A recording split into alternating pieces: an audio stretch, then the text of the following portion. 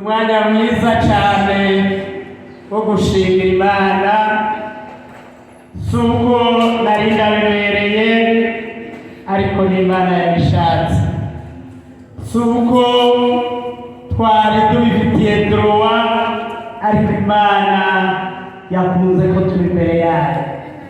Haleluya! Bwira uwo muri kumwe uti Imana yakugiriye neza.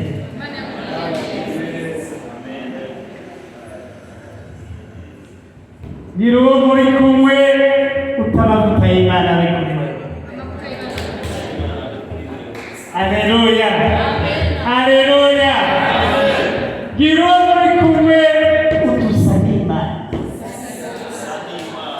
Haleluya! Haleluya! Ijambo ryatubariye ngo twizigire Uhoraho. Ijambo ry'intangamarara ryatubariye ngo twizigire Uhoraho. Haleluya! Wene data turiho kubw'Uhoraho. Haleluya! Haleluya! Naje narinda kuzaniye ijambo ry'uko womenya ko Uhoraho ari Imana kuva uno munsi n'ibihe bidashira. Ubimenye ni wowe wari usanzwe ubizi, ni byiza cyane. Mugabo uno munsi narinda gutumiriye kumenya ko Uhoraho ari Imana y'ibihe bidashira. Haleluya!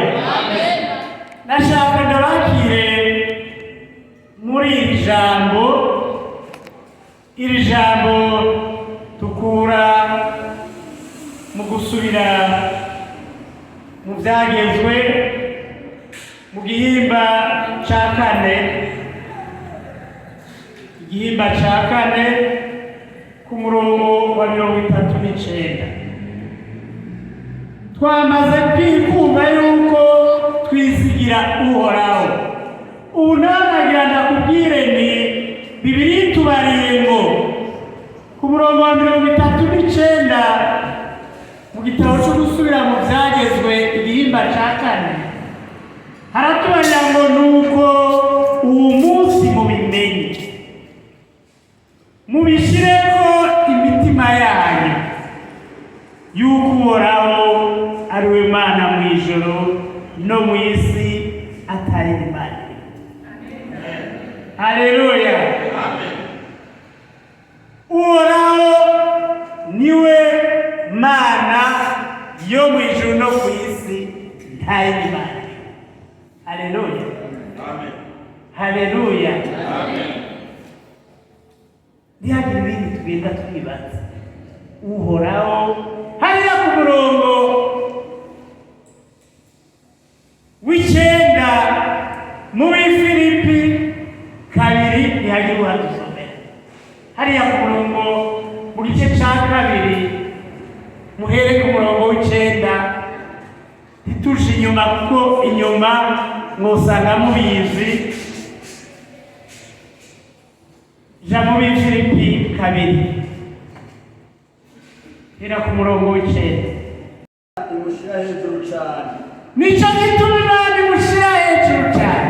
Kamajyazina rege yandi mazina yose. Imuha ryazina rege yandi mazina yose kandi ari umwana wayo. Kugira ngo amavi yose azapfukame mu izina rya Yesu. Ngo kugira ngo amavi yose azapfukame mu izina rya Yesu Kristo. Ayibyo mu ijuru n'ayibyo ku isi. Ayibyo mu ijuru n'ayibyo ku isi. N'ayibyo ku isi n'ayibyo kuzimu. Kandi indimi zose yuko Yesu Kristo ari Uhoraho. Kandi indimi zose zizature yuko Yesu Kristo ari Uhoraho. Ngo biheshe Imana Data wa twese icyubahiro. Amen. Kugira ngo biheshe Imana Data wa twese icyubahiro. Haleluya! Nuko umunsi mumenye mubishyire ku mutima yuko Uhoraho ari we Mana mu isi no mu ijuru. Haleluya! Haleluya!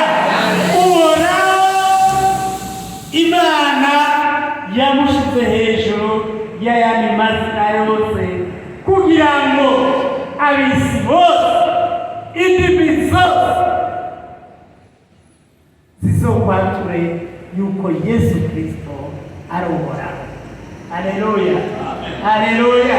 Ijambo ryatubaniye ngo twizigira Uhoraho, kuko Uhoraho ni Imana ituganza, ni Imana yaremye isi n'ijuru n'ibiriko byose, ni Imana izopfukamirwa, ibiri ku isi bikayipfukamira, abari ku isi bakayipfukamira, ibiri mu mazinga, ibiri mu mazi bigapfukama, bikongera bikatura yuko Yesu Kristo ari Uhoraho. Amen. Vuga muti Yesu Kristo Uhoraho. Uhoraho. Hariho amajwi menshi twumva hirya no hino, tukumva abavuga ngo Yesu Kristo ngo ntiyabayeho,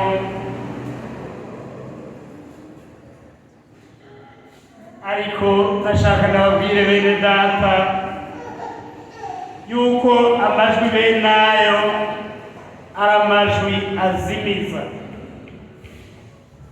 kuko ijambo riratubarira gushaka kumenya data banza umenye